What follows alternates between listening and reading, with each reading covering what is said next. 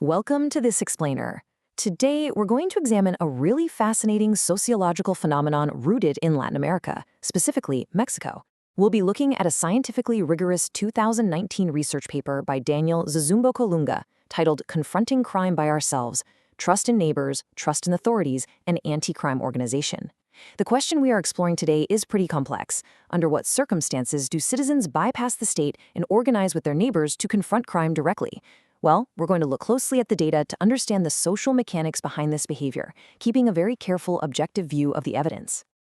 Okay, let's dive into this. Our agenda today covers 1. Citizens confronting crime. 2. The risks and opportunities. 3. Trusting neighbors versus authorities. 4. Analyzing the survey data. 5. The interactive trust hypothesis. And 6. The state as moderator. Section 1. Citizens confronting crime, the phenomenon. So, in recent years, Mexico has seen a rise in citizen-run anti-crime organizations. As the research notes, these organizations present a unique theoretical challenge to governmental authority. If we think about traditional political science, going all the way back to Max Weber, a defining feature of a functioning state is its monopoly on the legitimate use of violence. When citizens organize to police their own streets, whether that's through simple neighborhood watches or armed militias, it suggests a profound shift in that traditional dynamic. We're not here to judge this shift today, but rather to attempt to understand the underlying social variables that drive it.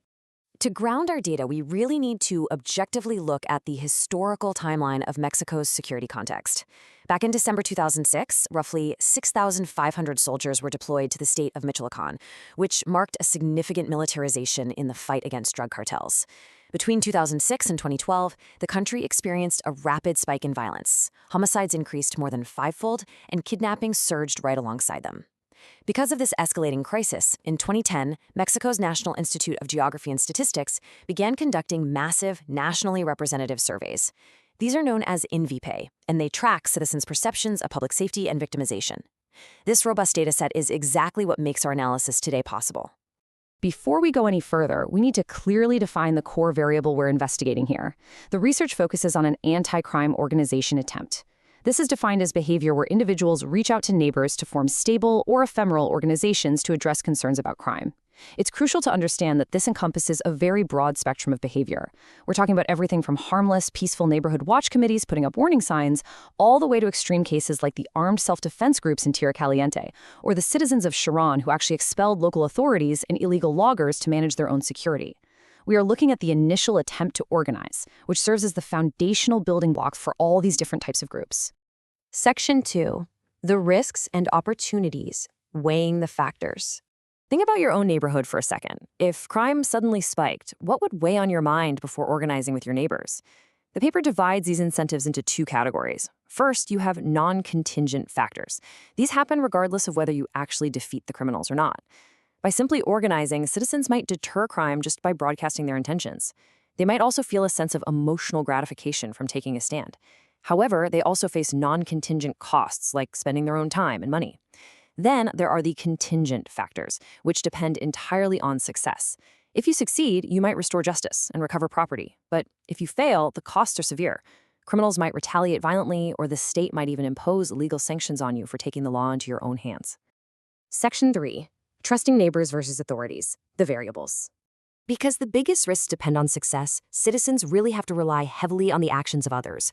And this introduces the two critical variables at the heart of this research: interpersonal trust, which is trust in your neighbors, and institutional trust, which is trust in the police. Trusting your neighbors provides what sociologists call social scaffolding. If you perceive your community as united, you expect that your call to organize is going to resonate, spreading the risk and making collaboration effective.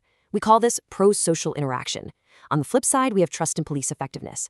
Normally, if citizens believe the state will intervene effectively, the utility of taking extra legal action decreases dramatically. Appealing to law enforcement is just much safer than confronting criminals directly. The state ideally acts as a moderator, structuring the context so citizens don't feel the need to rely on vigilante justice. Section 4. Analyzing the survey data, the investigation.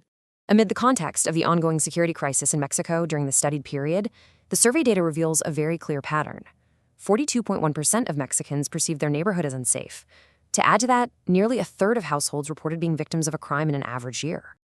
Now, what's really interesting about this finding is that the data indicates citizen joint action, meaning people attempting to organize with their neighbors against crime, saw an 80% increase from 2011 to 2015.